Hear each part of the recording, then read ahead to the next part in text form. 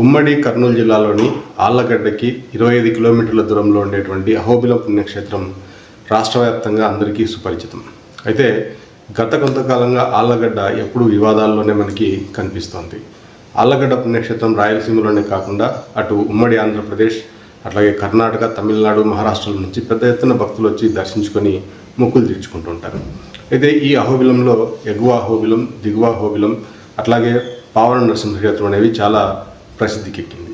అంటే ఇక్కడ అహోబిలంతో పాటు ఎగువ అహోబిలం, దిగువ అహోబిలంతో పాటు ఇంకా నరసింహ క్షేత్రాలు ఉన్నాయి. వీటన్నింటినీ కూడా భక్తులు దర్శించుకుంటుంటారు. స్వాతి నక్షత్రం రోజున పెద్ద ఎత్తున భక్తులు వచ్చి ఇక్కడ దర్శించుకుంటుంటారు. ఇక్కడ అన్నదాన సౌకర్యాలు కూడా కల్పిస్తుంటారు స్వాతి నక్షత్రం రోజు. అట్లాగే మిగతా రోజుల్లో కూడా భక్తులకి అక్కడ అన్నదాన సౌకర్యాలు లభిస్తూ ఉంటాయి. అక్కడ ఉండడానికి కూడా లాడ్జీలు ఉన్నాయి.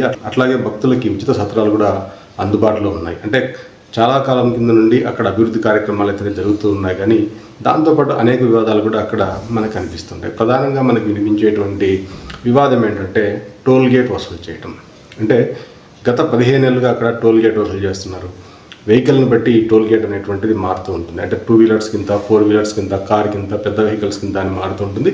ప్రస్తుతం అయితే 4 వీలర్కి, కార్కి దాదాపుగా 150 రూపాయలు వసూలు చేస్తున్నారు. అంటే ఒకసారి అహోబిల క్షేత్రంలోకి ఎంటర్ అయితే 150 రూపాయలు ఎవరైనా చెల్లించాల్సి ఉంటుంది. చెల్లించిన తర్వాత మళ్ళీ బయటకు వెళ్ళి మళ్ళీ వస్తే మళ్ళీ కూడా ఆ తర్వాత టోల్ గేట్ చెల్లించాల్సి ఉంటుంది. దీనిపైన అనేక ఆరోపణలు వచ్చాయి.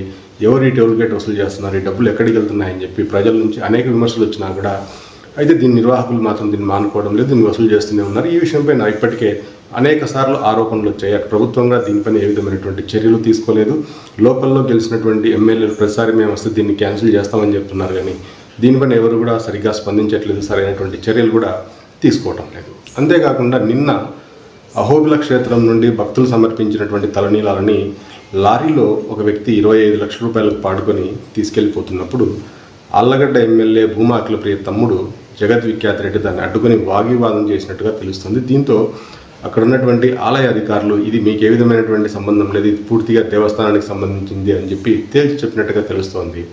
అయితే ఇక్కడ తెలుస్తున్నటువంటి విషయం ఏంటంటే ఈ అహోబిల పుణ్యక్షేత్రం అటు రాష్ట్ర ప్రభుత్వ పరిధిలో కానీ, దేవాదాయ శాఖ పరిధిలో కానీ లేదు. ఇది పూర్తిగా చెన్నైలో ఉన్నటువంటి అహోబిల మఠానికి సంబంధించినట్టుగా తెలుస్తోంది.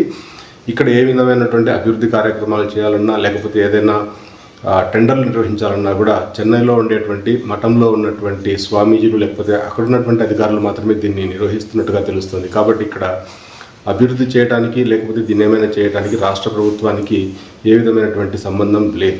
కాబట్టి ఇక్కడ తలనీలాలు సమర్పించిన తర్వాత ఒక వ్యక్తి దీన్ని 25 లక్షలకు ఆక్షన్లో పాడుకోవడం జరిగింది.